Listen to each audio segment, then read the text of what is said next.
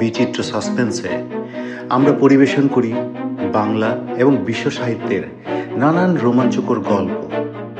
আজ পরিবেশিত হচ্ছে বিখ্যাত আইরিশ নাট্যকার সাহিত্যিক জর্জ বার্নার্ড শয়ের গল্প দ্য ব্র্যান্ড অফ কয়েন।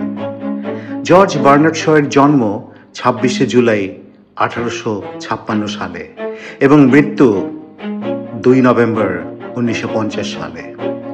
সাহিত্যে অবদানের জন্য জর্জ বার্নার্ড শ 1925 সালে নোবেল পুরস্কার লাভ করেন। শুরু হচ্ছে আজকের গল্প দ্য ব্র্যান্ড অফ কয়েন। এরকম আরো অনেক গল্প শুনতে এবং বৈচিত্র্যময় অনুষ্ঠান দেখতে বিচিত্র স্টেশন চ্যানেল সাবস্ক্রাইব করবেন প্লিজ।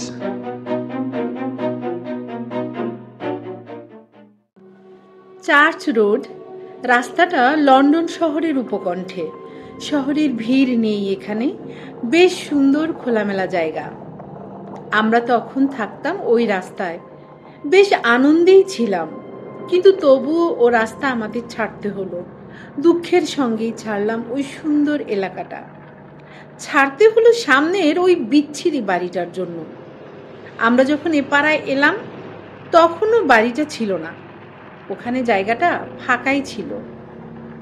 আমাদের বাড়িটা চার্চ রোডের একেবারে শেষ মাথায়, বলতে গেলে আর্ল স্ট্রিটের মোড়ে। আমরা আসবার অনেক দিন পর উল্টো দিকের ফাঁকা জায়গাটায় একটা বিরাট চারকোনা বাড়ি উঠল। বাড়ির গড়নে কোনো সৌন্দর্য নেই, বাড়িটা দর্শকের চোখ দুটোকে পীড়িত করে। এক কথায় বাড়িটা অত্যন্ত কুদর্শন। এত টাকা খরচ করে এমন বিচ্ছিরি বাড়ি তৈরিটা করলো কে?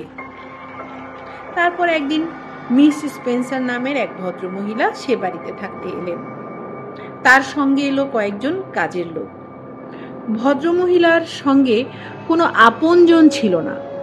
নতুন প্রতিবেশিনীকে লক্ষ্য করবার অনেক সুযোগ ছিল আমার। সুযোগটাকে কাজে লাগালাম, অনেক কিছুই জানলাম তার সম্বন্ধে। রোজ সকালে ভদ্রমহিলা পাশের একটা রাস্তা দিয়ে বাইরে বেরিয়ে আসতেন। প্রায় 1 ঘন্টা ধরে তিনি চার্চ রোডের এক প্রান্ত থেকে আরেক প্রান্তে পায়ে হেঁটে ঘুরে বেড়াতেন। মিস স্পেন্সারের চেহারা লম্বা, দোহারা, চেহারায় একটা আভিজাত্যের ছাপ আছে। তার পোশাক আশাকও বেশ সুরুচিপূর্ণ। তার হাঁটা চলার মধ্যে ফুটে উঠত আভিজাত্য। রাস্তার পাশের গাছের ছায়ায় ছায়ায় যখন তিনি চলতেন তখন আমার বেশ ভালো লাগতো। নামটুকু ছাড়া ভদ্রমহিলার আর কোনো পরিচয় জানতাম না। তবে তিনি যে অভিজাত পরিবারের সন্তান সে বিষয়ে সন্দেহের অবকাশ ছিল না। ভদ্রমহিলার গাড়িটাও বেশ দামি, কাজেই তার যে টাকার অভাব নেই তা বেশ বোঝা যেত। রোজ বিকালে তিনি গাড়ি করে বেড়াতে বেরোতেন, কিন্তু সকালে হেঁটে চলবার সময় কিংবা বিকেলে গাড়ি করে বেড়াবার সময় ভদ্রমহিলা একাই থাকতেন। তার জীবন ছিল একাকী, নিঃসঙ্গ। তার এই নিঃসঙ্গ জীবন দেখে আমার সমবেদনা হতো। তার কি কোনো আপনজনই নেই? একদিন সকালে চায়ের টেবিলে বসে আমি বললাম, অত বড় একটা বাড়িতে থাকতে মিসেস স্পেন্সারের নিশ্চয়ই কষ্ট হয়। ওরকম একলা থাকাটা খুবই কষ্টের, একঘেয়ে ব্যাপার। হ্যাঁ, ঠিকই বলেছ। কোনো বৈচিত্র্য নেই মহিলার জীবনে, অথচ দেখো মহিলা কি দারুণ সুন্দরী। শুধু সুন্দরী নন, কি দারুণ পার্সোনালিটিও। দেখলেই মনে হয় অভিজাত বংশের। সে তো দূর থেকেই বোঝা যায়। আচ্ছা, একটা কাজ করলে হয় না? কি কাজ? আমি বলি কি, তুমি তো গিয়ে ওই ভদ্রমহিলার সাথে আলাপ করতে পারো। কিন্তু মুশকিল হচ্ছে এক সুন্দরী আবার আরেক সুন্দরীকে সহ্য করতে পারে না। মজা করছো না? ঠিক আছে, আমি একদিন গিয়ে মিস স্পেন্সারের সঙ্গে আলাপ করে আসব। আর সেই দিনই ঘটল একটা ছোট্ট ঘটনা। না ঘটলে এত তাড়াতাড়ি হয়তো আমার মনের বাসনা পূর্ণ হতো না। আমাদের পোষা কুকুর কার্লোর সঙ্গে চার্চ রোডে আমি বেড়াতে বেরিয়েছিলাম। হঠাৎ দূরে দেখলাম মিসেস স্পেন্সারকে। ভদ্রমহিলা এদিকেই আসছেন। কার্লো এতক্ষণ মহাখুশিতে আমার চারপাশে ছোটাছুটি করছিল। ওর গলা থেকে বেরিয়ে আসছিল আনন্দের ডাক। হঠাৎ কুকুরটার কি যেন হলো, ওটা দাঁত বের করে হিংস্রভাবে তীরের বেগে ছুটল মিস স্পেন্সারের দিকে। কার্লো ভদ্রমহিলাকে এমন জোরে ধাক্কা মারলো যে তিনি পড়তে পড়তে টাল সামলে নিলেন। আমিও ছুটে গেলাম ওর দিকে। আমার কুকুরের আচরণের জন্য বারবার ক্ষমা চাইলাম ভদ্রমহিলার কাছে। ভদ্রমহিলা ততক্ষণে সামলে নিয়েছেন। আমার দিকে তাকিয়ে কোমল গলায় উনি বলেন, ঠিক আছে, আপনি এত অপ্রস্তুত হচ্ছেন কেন? আমি কিছু মনে করিনি। তাছাড়া আমি নিজেও কুকুর ভালোবাসি। কার্লো বুঝতে পেরেছিল যে সে অন্যায় করে ফেলেছে। আমার পিছনে চুপচাপ দাঁড়িয়েছিল কুকুরটা। মিস স্পেন্সার ওকে আদর করবার জন্য হাত বাড়াতেই চাপা গর্জন করে পিছিয়ে গেল কুকুরটা। বেশ বোঝা গেল ও রেগে গিয়েছে। ওর এরকম আচরণের কারণ বুঝতে পারলাম না। আপনার কুকুরটা কি সুন্দর! এ কথা বলে মিস স্পেন্সার আবার কার্লোর গায়ে হাত বোলানোর জন্য হাত বাড়ালেন।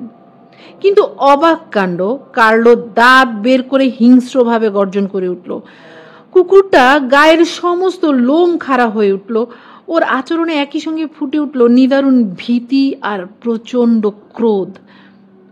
আপনার কুকুর দেখছি আমাকে মোটেই পছন্দ করতে পারছে না, বিষণ্ণ গলায় মিসেস স্পেন্সার বললেন। আমি খুব সরি। ও আসলে কেন যে এমন করছে আমি বুঝে উঠতে পারছি না। তবে আমরা প্রতিবেশী, আপনার সঙ্গে কিন্তু ওর এমন আচরণ করা একদম ঠিক নয়। প্রতিবেশী? হ্যাঁ, আপনার বাড়ির উল্টো দিকের বাড়িতেই আমি থাকি। তাই নাকি? এরপর নিজের পরিচয় দিলাম, বললাম 2-1 দিনের মধ্যেই আমি তার বাড়িতে যেতাম। খুশির হাসিতে ভরে গেল ভদ্রমহিলার মুখ। বললেন, বেশ তো, খুবই আনন্দের কথা। আচ্ছা, কালকে আসুন না কেন? বেশ, ভদ্রমহিলাকে কথা দিয়ে তখনকার মতো বিদায় নিলাম। গেলাম মিস স্পেন্সারের বাড়িতে। ওকে আমার খুব পছন্দ হলো। ভদ্রমহিলারও আমাকে ভালো লাগলো। আলাপ পরিচয়ের পর প্রায়ই তার বাড়িতে যেতাম। ভদ্রমহিলা বিদুষী, সুরুচি সম্পন্না। যখন তার কাছাকাছি থাকতাম তখন সেই আকর্ষণী শক্তি যেন আমাকে অভিভূত করে ফেলত। আর যখন তার কাছে থাকতাম না তখন সেই শক্তিটা যেন আমাকে টানত। আসলে ভদ্রমহিলা সম্বন্ধে আমার প্রকৃত মনোভাবটা যে কি তা আমি ঠিক বুঝে উঠতে পারতাম না। তাকে আমি ভালোবাসতাম, শ্রদ্ধা করতাম, কিন্তু তার সম্পর্কে আমার মনের কোণে একটা ক্ষীণ বিরূপ ভাব ছিল। কেন যে ছিল তা বলতে পারবো না। ভদ্রমহিলার কথাবার্তা বা আচার আচরণে এমন কিছু ছিল না যার ফলে এই বিরূপতার সৃষ্টি হতে পারে, কিন্তু থাকে সব জটিল মনস্তত্ত্বের কথা। সোজা কথায় ভদ্রমহিলার প্রতি আমার মনোভাবকে আমি ঠিক গুছিয়ে বলতে পারবো না। আসলে যারা মিস স্পেন্সারের কাছাকাছি আসতেন তাদের প্রবলভাবে প্রভাবিত করবার ক্ষমতা ছিল তার। এ ব্যাপারে সন্দেহের কোনো অবকাশ নেই। ভদ্রমহিলার বয়স 40-এর কম নয়, কিন্তু এখনো ওর যা রূপ, তাতে অভিজাত সমাজের সুন্দরী তরুণীরা পর্যন্ত ম্লান হয়ে যাবে তার সৌন্দর্যের কাছে। কিন্তু ভদ্রমহিলা সমাজে মিশতে চাইতেন না, বরং এড়িয়েই যেতেন সমাজকে। একমাত্র আমার সঙ্গে তার কিছু অন্তরঙ্গতা হয়েছিল। সমাজকে এড়িয়ে একাকী নিঃসঙ্গ জীবনই বুঝি তার কাম্য ছিল। আমি অনেকবার মিস স্পেন্সারের বাড়িতে গিয়েছি, কিন্তু উনি আমাদের বাড়িতে বেশি আসেননি। আসতে বললে নানা অজুহাতে এড়িয়ে যাবার চেষ্টা করতেন। আর যদি বা কখনো আমাদের বাড়িতে আসতেন তাহলে নিজের বাড়ির মতো কখনো স্বস্তি বোধ করতেন না। নিজের বাড়ির মতো সহজ হয়ে উঠতেই পারতেন না।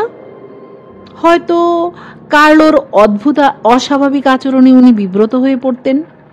ওকে দেখলেই কুকুরটা যে কেন ওরকম করতো আমি বুঝতে পারতাম না। উনি আমাদের ঘরে এলেই কার্লো গুটিসুটি মেরে সোফার তলায় ঢুকে পড়ত। একবার ওকে দেখে কার্লো এমন করুণ আর্তনাদ করে উঠল যে মিসেস স্পেন্সার খুব ঘাবড়ে গেলেন। ভদ্রমহিলার মুখ ফ্যাকাশে হয়ে গেল, তিনি প্রায় অজ্ঞান হবার মতো অবস্থা। ভাবুন দেখি, কি অস্বস্তিকর ব্যাপার। জোর করে মানসিক ভারসাম্য ফিরিয়ে আনলেন মিসেস স্পেন্সার।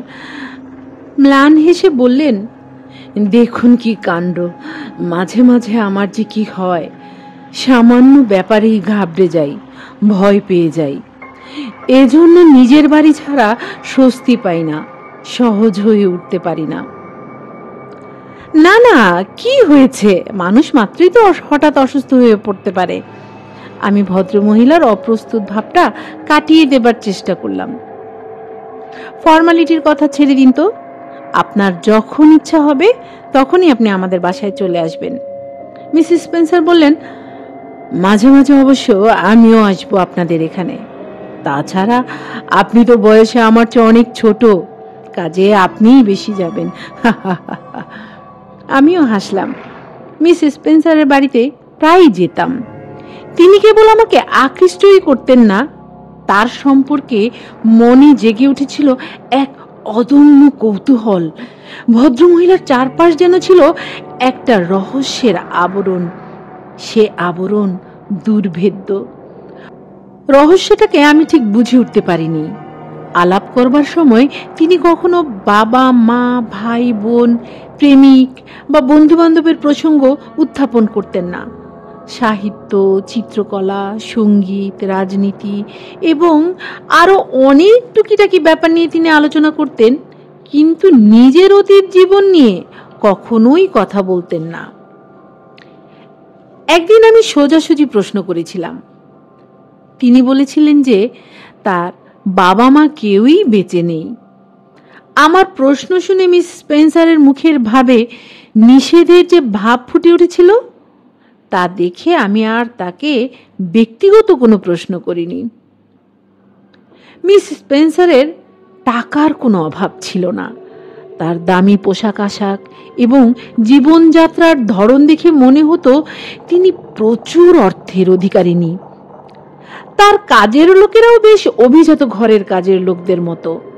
তাদের বেতনও নিশ্চয়ই খুব ভালো ছিল। তার বাবুর্চি এবং নিজস্ব পরিচারিকা ছিল ইংরেজ। একান্ত অনুগত কাজের লোক লুই ছিল ফরাসি। মিস স্পেন্সার যখন গাড়ি করে বেরোতেন তখন লুই সবসময় তার সঙ্গে যেত। মাঝে মাঝে লুই আমার কাছে আসতো মিস স্পেন্সারের চিঠি নিয়ে। চিঠিতে তার সঙ্গে বেড়াতে যাবার আমন্ত্রণ থাকতো। আমাদের গাড়ি ছিল না, ফাঁকা হাওয়ায় বেড়াবার লোভ আমি খুশি মনেই সে আমন্ত্রণ গ্রহণ করতাম।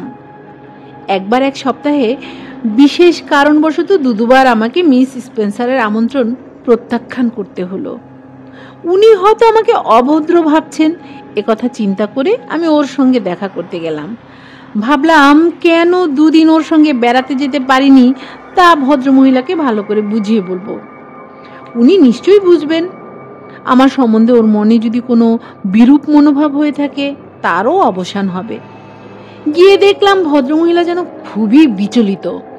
একটা চাপা উত্তেজনায় তিনি যেন মানসিক ভারসাম্য হারিয়ে ফেলেছেন।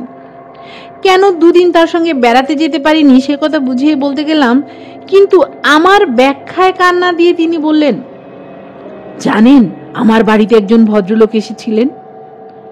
বলুন দেখি কে, অনুমান করুন তো।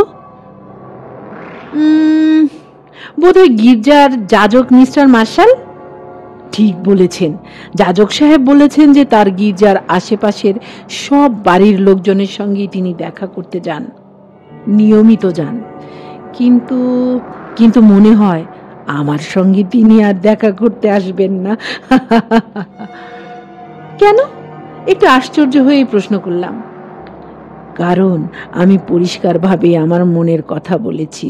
এটা বলেছি যে ধর্মের ব্যাপারে আমার নিজস্ব একটা মতামত রয়েছে।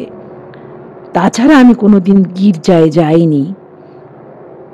যাজক মশাই কি বললেন? আমার বেশ মজাই লাগছিল, মনে পড়ছিল যাজক মশাইয়ের আতঙ্ক ভরা মুখটা। উনি খুব একটা কিছু বললেন না, তবে মনে হলো অনেক কথাই ভাবলেন। দেখুন, ধর্মের ব্যাপারে প্রতিষ্ঠিত মতের বিরুদ্ধে স্বাধীনভাবে চিন্তা ভাবনা করা পুরুষ মানুষের পক্ষেই বিরাট অপরাধ। মেয়েদের পক্ষে তো এই অপরাধের কোনো মার্জনা নেই। কিন্তু ধর্মীয় ব্যাপারে তো আপনি প্রতিষ্ঠিত মতের বিরুদ্ধে নন? একটু অবাক হয়েই বললাম, কারণ আমার স্পষ্ট মনে পড়ছে যে একাধিকবার আমি মিস স্পেন্সারকে আমাদের এলাকার গির্জায় যেতে দেখেছি। কিন্তু উনি যদি তা অস্বীকার করেন, তবে আমার কি বলবার আছে? এসব ব্যক্তিগত ব্যাপারে আমি বলতেই বা যাব কেন? এরপর যেদিন মিস স্পেন্সারের বাড়িতে গেলাম, দেখলাম তিনি বাইবেল পড়ছেন। প্রিয় ইজি চেয়ারে গা এলিয়ে দিয়েছেন তিনি, তার কোলে খোলা বাইবেল। আমাকে স্বাগত জানালেন মিসেস স্পেন্সার। আমি তার পাশের চেয়ারে বসলাম। আমার দিকে স্থির দৃষ্টিতে তাকিয়ে মিসেস স্পেন্সার বললেন, আপনি নিশ্চয় বাইবেলের কেইন আর এবেলের কাহিনী পড়েছেন? এমনভাবে তিনি প্রশ্নটা করলেন যেন তিনি সদ্য প্রকাশিত কোনো উপন্যাস নিয়ে আলোচনা করতে চাইছেন। আদিম মানব মানবী আদম আর ইভের পুত্র কেইন তার ভাই অ্যাবেলকে হত্যা করে। বাইবেলের এই গল্প তো সবারই জানা। হ্যাঁ, নিশ্চয়ই পড়েছি, মিসেস স্পেন্সারের প্রশ্নের উত্তরে বললাম। আপনি কি পৃথিবীর প্রথম খুনির মুখে যে কলঙ্ক চিহ্ন ফুটে উঠেছিল তার কথা কখনো ভেবেছেন? এই বিষয়ে আপনার মতামত কি? নির্লিপ্ত স্বরে প্রশ্ন করলেও মিসেস স্পেন্সারের কালো চোখের দৃষ্টিতে কেমন যেন এক গভীর রহস্যময়তা। এ বিষয়ে চূড়ান্ত সিদ্ধান্তে আসা খুবই শক্ত। আমাদের জ্ঞান এতই সীমিত যে এ ব্যাপারে অনুমান ছাড়া অন্য কিছু করা আমাদের পক্ষে সম্ভব নয়। ঠিকই বলেছেন, অনুমানের ফলে আসতে পারে কৌতূহল। হ্যাঁ, ব্যাপারটা খুবই কৌতূহলজনক। একটু থেমে মিসেস স্পেন্সার বললেন, যেমন ধরুন ওই কলঙ্ক চিহ্ন, তা কি সবসময়ই থাকতো, নাকি বিশেষ বিশেষ পরিবেশে অথবা অবস্থায় চিহ্নগুলো ফুটে উঠত? বলতে পারবো না, এ সম্পর্কে আমি কোনোদিন ভাবিনি। সত্যি কথা বলতে কি, এ ধরনের চিন্তা ভাবনাই আমার কাছে একেবারে নতুন। কলঙ্ক চিহ্ন সব সময় থাকুক কি না থাকুক, কেইনের তাতে কি? মিসেস স্পেন্সারের কণ্ঠে শোনা গেল বিষণ্ণ সুর। কেইন নিজেই তো জানতো কি প্রচন্ড অন্যায়, কি মহাপাপ সে করেছে। কৃতকর্মের জন্য অনুতাপে ভরে গিয়েছিল তার মন। পাপ স্খলনের জন্য সে আকুলভাবে ঈশ্বরের কাছে প্রার্থনা করেছিল। কিন্তু কেইন জানতো যে জীবনের শেষ দিন, শেষ মুহূর্ত পর্যন্ত ঈশ্বরের ক্রোধের প্রতীক স্বরূপ ওই নিদারুণ কলঙ্ক চিহ্ন তাকে বহন করতে হবে নিজের শরীরে। উফ, কি দুর্ভাগ্য, কি শাস্তি! দারুণ মানসিক যন্ত্রণায় হাত কচলাতে লাগলেন মিস স্পেন্সার। কিন্তু কেইন মহাপাপ করেছিল। সে তার নিজের ভাইকে হত্যা করেছিল। কেইনের মতো একজন নৃশংস হত্যাকারীর উপর মিস স্পেন্সারের সহানুভূতি দেখে আমি অবাক হয়ে বললাম, কেইনের শাস্তি পাওয়াই তো উচিত ছিল। হ্যাঁ, সে যে মহাপাপ করেছিল সেজন্য ওরকম শাস্তিই তার প্রাপ্য। ঈশ্বর ঠিকই শাস্তি দিয়েছেন। কেইনের উপর আমার আসলে কোনো সহানুভূতি নেই। ওরকম বলবেন না, যন্ত্রণা কাতর কণ্ঠে মিস স্পেন্সার বললেন। তার কথাগুলো আর্তনাদের মতো শোনালো। তার চোখের দিকে চোখ পড়তেই আমার সমস্ত শরীরটা শিউরে উঠল। আমার মাথা থেকে পা পর্যন্ত কেঁপে উঠল। কি দেখলাম তার চোখে জানি না, গুছিয়ে বলতে পারবো না। মিস স্পেন্সার দেখলেন আমার ভাবান্তর। মুহূর্তের মধ্যে আবার ফিরে এলো তার আগেকার শান্ত ভাব। একটা মুখোশ যেন খুলে পড়েছিল ক্ষণিকের জন্য। মানুষের প্রথম অপরাধের মূলে ছিল হিংসা। পরবর্তীকালে এই হিংসা প্রবৃত্তি আত্মপ্রকাশ করেছে মানুষের বিভিন্ন অপরাধের মধ্য দিয়ে। হিংসা হলো মহা অমঙ্গল। এ হলো মানুষের উপরে শয়তানের প্রভাবের ফল। ঈশ্বরের সৃষ্টিকে নষ্ট করে দিতে চায় শয়তান। তার শ্রেষ্ঠ সৃষ্টি মানুষকে সে প্রলুব্ধ করে নানাভাবে। মিসেস স্পেন্সার থামলেন। ব্যাপারটা খুবই খারাপ। মানুষ ভালোবাসার পাত্রপাত্রীকে খুন করবে আর হিংসাকে দেখাবে তুচ্ছ অজুহাত হিসেবে। এরকম কথা ভাবতেই তো খারাপ লাগে। আমি বললাম, একজন মানুষ তার ভালোবাসার পাত্রকেও খুন করতে পারে, এ কথাটি আপনি বিশ্বাস করতে পারেন না? না, এ কথা আমি বিশ্বাস করি না। কেন? মিসেস স্পেন্সার ব্যগ্রভাবে প্রশ্ন করলেন। কারণ ভালোবাসা কখনো হত্যা করতে পারে না। মানুষের অশুভ কামনা জাগিয়ে তোলে অসৎ প্রবৃত্তিকে। অন্ধ আবেগের তাড়নায় মানুষ করে অপরাধ। ভালোবাসা শেখায় আত্মত্যাগ, হিংসা নিয়ে আসে দুঃখ বেদনা। আর ভালোবাসা, যে মানুষ ভালোবাসে সে প্রিয়জনের সুখের জন্য নিজেকে বিলিয়ে দিতে পারে নিঃশেষে সম্পূর্ণভাবে। ভালোবাসা সব সময়ই সুখী করতে চায় প্রেমের পাত্রকে। আমার দিকে স্থির হয়ে কিছুক্ষণ তাকিয়ে রইলেন মিসেস স্পেন্সার। তারপর ধীরে ধীরে বললেন, প্রবল প্রলোভনের শক্তি যে কি প্রচন্ড তা আপনি জানেন না। প্রলোভনের শিকার হয়ে মানুষ যে কত খারাপ কাজ করতে পারে তা আপনি জানেন না। মানুষ যে কত নিচে নামতে পারে তা আপনার ধারণারও বাইরে। আপনি খুব ভালো মানুষ মিসেস হোপ, খুব সরল। আপনি এলে আমি খুব আনন্দ পাই। সত্যি বলছি, আমি খুবই আনন্দ পাই। সেদিনকার মতো কথাবার্তা ওখানেই শেষ হলো।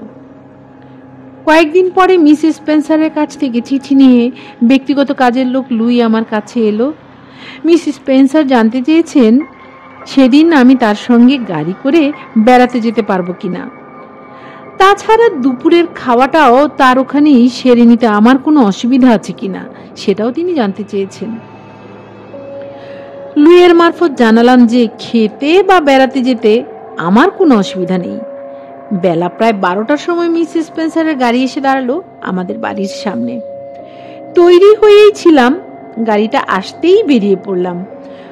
দুপুরের খাওয়া সেরে গাড়ি করে বেরোলাম। লুই যথারীতি আমাদের সঙ্গেই ছিল। ঘন্টা 2 ঘুরলাম আমরা, তারপর ফিরবার পালা। বড় রাস্তা ধরে আমরা ফিরছিলাম। বাড়ি এখনো আধা মাইল দূরে। একটা হ্যাটের দোকানের সামনে এসে পড়েছি আমরা। এই দোকানে মেয়েদের নানা রকমের হ্যাট পাওয়া যায়। এই দোকানটার পাশে একটা ফটো তোলবার স্টুডিও। মিস স্পেন্সার গাড়ি থামাবার নির্দেশ দিলেন। গাড়িটা থামলো হ্যাটের দোকানের সামনে। ভাবলাম ভদ্রমহিলা হয়তো হ্যাট কিনবেন। এখানে নয়, স্টুডিওর সামনে চলো, ফটো তুলবো, অস্বাভাবিক দৃঢ় স্বরে মিসেস স্পেন্সার বললেন। গাড়ি থামলো স্টুডিওর সামনে। লুই নামলো দরজা খুলবার জন্য, কিন্তু দরজা না খুলে হাতলে হাত রেখে সে চুপচাপ দাঁড়িয়ে রইল। ওর চোখে মুখে দুশ্চিন্তার ছাপ দেখে অবাক হলাম। মাদাম, লুই বলল, আর ওই একটা শব্দের মধ্যেই যেন ঝরে পড়ল এক রাশ মিনতি। তার মুখে যেন ফুটে উঠল নিষেধের রেখা। মিস স্পেন্সারের দুটি চোখ যেন বিদ্যুতের মতো ঝলসে উঠল। তিনি হুকুম দিলেন, দরজা খোলো। সেই শীতল অথচ দৃঢ় কণ্ঠের আদেশ অমান্য করা অসম্ভব। গাড়ি থেকে নেমে পড়লাম। শুনতে পেলাম লুইয়ের দীর্ঘশ্বাস। সে আমার দিকে করুণ দৃষ্টিতে তাকালো। ওর ভাব দেখে মনে হলো লুই যেন কিছু বলতে চায় আমাকে, কিন্তু সে কথা বলবার সাহস নেই ওর। এর অর্থ কি কিছুতেই বুঝতে পারলাম না। স্মিথের স্টুডিওর সামনে গাড়ি থেমেছে। আমাদের এই শহরতলিতে ভালো ফটোগ্রাফার হিসেবে স্মিথের খুব নাম ডাক।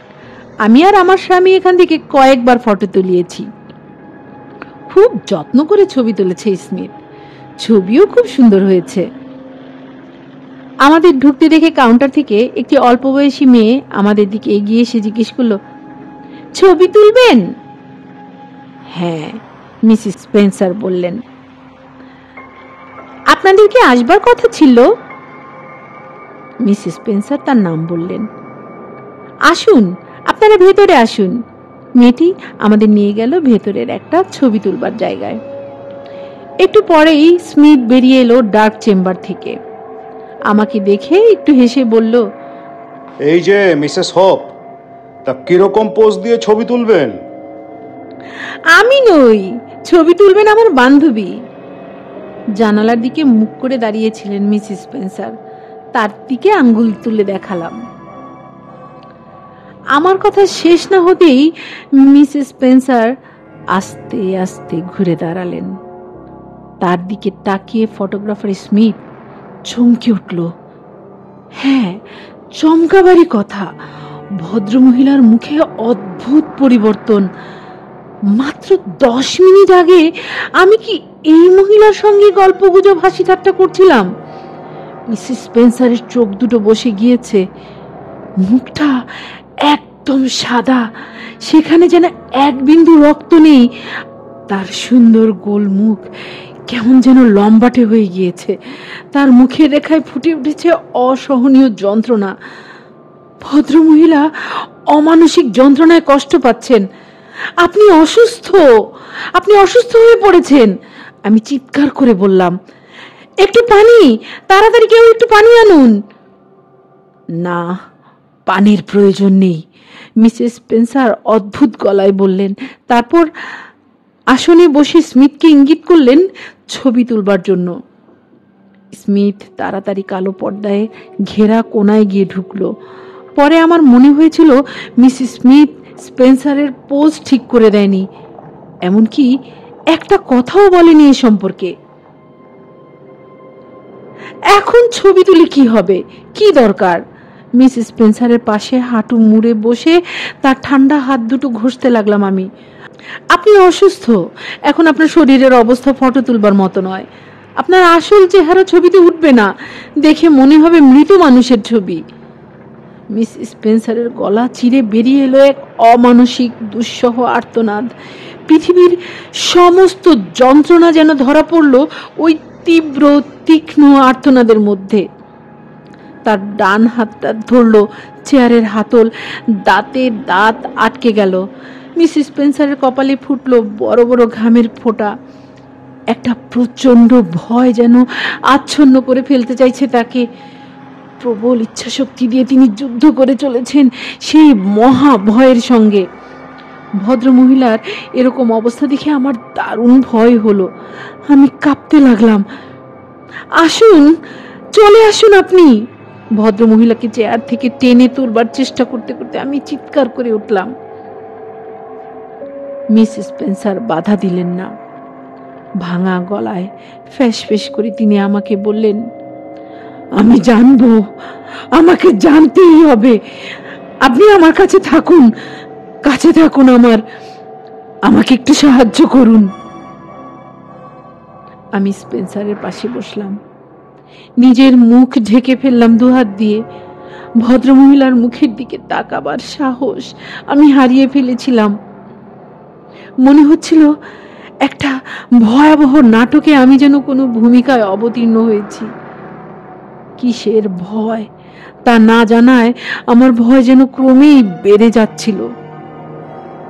সময়টা কেটে যাচ্ছে, সময় কারো জন্য বসে থাকে না। কালো কাপড়ে ঘেরা জায়গাটার মধ্যে ফটোগ্রাফার স্মিথের পায়ের শব্দ শুনতে পাচ্ছি। অভিভূতের মতো বসে রইলাম। হঠাৎ স্মিথের কণ্ঠস্বরে চমকে উঠলাম। স্মিথ বলছে, আমি খুবই দুঃখিত ম্যাডাম, আপনার ফটো তোলা আমার পক্ষে অসম্ভব। একটা কথাও বললেন না মিস স্পেন্সার। চেয়ার থেকে উঠে নিঃশব্দে ঘর থেকে বেরিয়ে গেলেন। তার মুখে নিদারুণ হতাশার ছাপ। ভদ্রমহিলাকে খুব ক্লান্ত মনে হচ্ছিল। বাড়ি ফেরবার পথে আমাদের দুজনের মধ্যে কোনো কথাই হলো না। আমাদের বাড়ির গেটের সামনে গাড়ি পৌঁছালে তিনি এই প্রথম আমাকে জড়িয়ে ধরে চুমু খেলেন। তারপর বিষণ্ণ কণ্ঠে বললেন, বিদায় মিসেস হোপ, চির বিদায়। আমার দু চোখ ভরে জল এসেছিল, গলার ভিতর থেকে বেরিয়ে আসতে চাইছিল কান্না। মিসেস স্পেন্সারের কথার অর্থ আমি বুঝতে পারলাম না। কান্না ভরা গলায় তাকে জিজ্ঞাসাও করতে পারলাম না কোনো কথা। ভদ্রমহিলা নিশ্চয়ই যথাসময়ে আমাকে সব খুলে বলবেন। সন্ধ্যাবেলায় আমার হাজবেন্ড ফিরলেন। স্টুডিওতে যা ঘটেছিল তা তাকে খুলে বললাম, একটি কথাও বাদ দিলাম না। আমার স্বামী ব্যাপারটাকে হালকাভাবেই নিলেন, বললেন, এটা কোনো গুরুত্বপূর্ণ ব্যাপার না, বুঝলে, এ হলো নার্ভের সমস্যা। ওই খেয়ালি মনের উৎকট কল্পনা বিলাসও বলা যেতে পারে একে। কখনো না, প্রতিবাদের সুরে আমি বললাম। তুমি যদি মিসেস স্পেন্সারের পাল্টে যাওয়া মুখটা দেখতে, তাহলে কিছুতেই এরকম কথা বলতে পারতে না। আমার কথা শেষ না হতেই পরিচারিকা এসে বলল, ফটোগ্রাফার মিস্টার স্মিথ এসেছেন, তিনি ম্যাডামের সঙ্গে দেখা করতে চান। আমি বললাম, ওকে এখানে নিয়ে এসো। মিস্টার স্মিথ ঘরে এলে আমার হাজবেন্ড বললেন, এই যে মিস্টার স্মিথ, আপনার স্টুডিওতে আজকে নাকি কি সব রহস্যময় অদ্ভুত ব্যাপার ঘটেছে। আমার স্ত্রী তো একেবারে ঘাবড়ে গিয়েছে। সে তো বটেই, আমি নিজেও ঘাবড়ে গিয়েছি। মিসেস হোপের সাথে যে মহিলা আজকে আমার স্টুডিওতে গিয়েছিলেন তার সম্বন্ধে কিছুই জানি না আমি। ভদ্রমহিলা যদি মিসেস হোপের বান্ধবী হন, তবে এ কথা বলতে আমি বাধ্য হব যে ভদ্রমহিলা ঠিক স্বাভাবিক নন।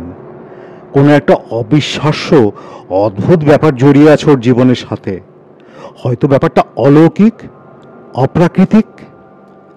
আপনার এরকম ধারণার কারণ? ভদ্রমহিলার ছবি তোলা সম্ভব নয়। শুধু এ কারণে আপনার এরকম ধারণা হলো? অবজ্ঞার সুরে আমার স্বামী প্রশ্নটা করলেন। না না, শুধু আজকের ব্যাপার নয়। মিস স্পেন্সারকে আমি আগেও দেখেছি। 5 বছর আগে আমি একটা বিখ্যাত কোম্পানির ফটোগ্রাফার ছিলাম। উনি ফটো তুলবার জন্য সেখানে গিয়েছিলেন। অনেক চেষ্টা করেও আমি ওর ফটো তুলতে পারিনি। ভদ্রমহিলার ছবি তোলা যে অসম্ভব সে কথা আমি তখন তাকে জানিয়েও দিয়েছিলাম। অসম্ভব কেন জানতে চাইলেন আমার স্বামী। কারণ প্রত্যেকটা নেগেটিভ অসংখ্য দাগে ভরা। ভদ্রমহিলা জানলার দিকে মুখ করে দাঁড়িয়েছিলেন, কাজে প্রথমে তার মুখটা আমি দেখতে পাইনি। কিন্তু উনি যখন ঘুরে আমার দিকে তাকালেন, দেখলাম ভয়, শঙ্কা, বিহ্বল মুখ। দেখেই চিনতে পারলাম ওকে। আমি ফটো তুলবার জন্য যথাসাধ্য চেষ্টা করলাম, হলো না। বৃথা চেষ্টা, বৃথা। কেন, কি হলো? আমি প্রশ্ন করলাম। উত্তেজনায় আমার গলা থরথর করে কাঁপছিল। ওই ফল সেই একই রকম। তবু আপনাদের দেখাবার জন্য আমি এই 2টা নেগেটিভ প্রিন্টও করে এনেছি। ফল কি হয়েছে দেখুন। মিস্টার হোপ, আপনি আগে দেখুন। ব্যাগের ভিতর থেকে 2টো ফটো বের করে মিস্টার স্মিথ আমার স্বামীর হাতে দিলেন। ফটো দেখে ওর মুখের চেহারা পাল্টে গেল মুহূর্তের মধ্যে। প্রচণ্ড কৌতূহল আর উৎকণ্ঠায় আমি যেন ফেটে পড়ছিলাম। আমার আর তর সইছিল না। আমিও ফটোগুলোর দিকে তাকালাম। হায় ঈশ্বর, এ কি দৃশ্য দেখলাম! দারুণ আতঙ্কে আমার সমস্ত শরীরটা কাঁপতে লাগলো থরথর করে। সমস্ত ছবি দাগে ভরে গিয়েছে, প্রতিটা দাগে একটা করে মুখের ছাপ। হ্যাঁ, কোনো ভুল নেই, পরিষ্কার মুখের ছাপ, নিখুঁত ছাপ। আর সে মুখের ছাপগুলো মৃত মানুষের। দারুণ আতঙ্কে শিউরে উঠলাম। আমার চারপাশ দুলে উঠল। অন্ধকার, অন্ধকার। আমার চারপাশে পুঞ্জ পুঞ্জ অন্ধকার। চারপাশ থেকে অন্ধকারের মহা সমুদ্র যেন আমাকে গ্রাস করবার জন্য ছুটে আসছে। আমার আর কিছুই মনে নেই।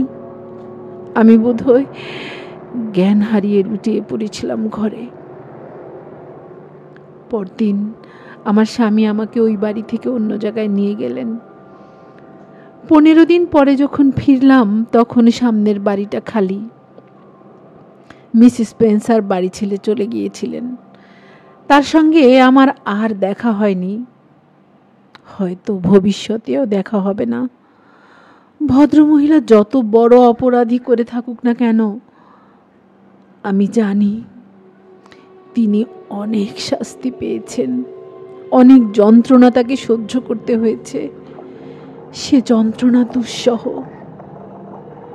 তিনি যে মহাপাপ করেছেন তার জন্য প্রতি মুহূর্তে অনুতাপ হচ্ছে, অনুশোচনা করতে হচ্ছে। এ থেকে তার মুক্তি নেই, কোনো দিনই মুক্তি নেই। মিস স্পেন্সারের জন্য সমবেদনা বোধ করি। আমার সমস্ত মন দিয়ে তার উদ্দেশ্যে জানাই সহানুভূতি।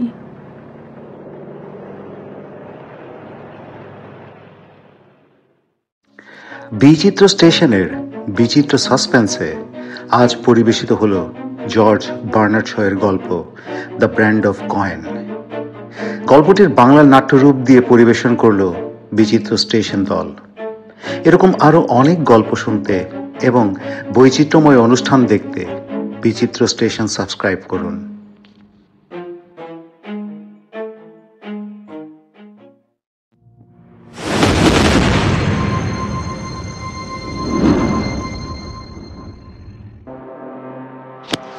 বিচিত্র সাসপেন্স, পুরোটাই উত্তেজনা।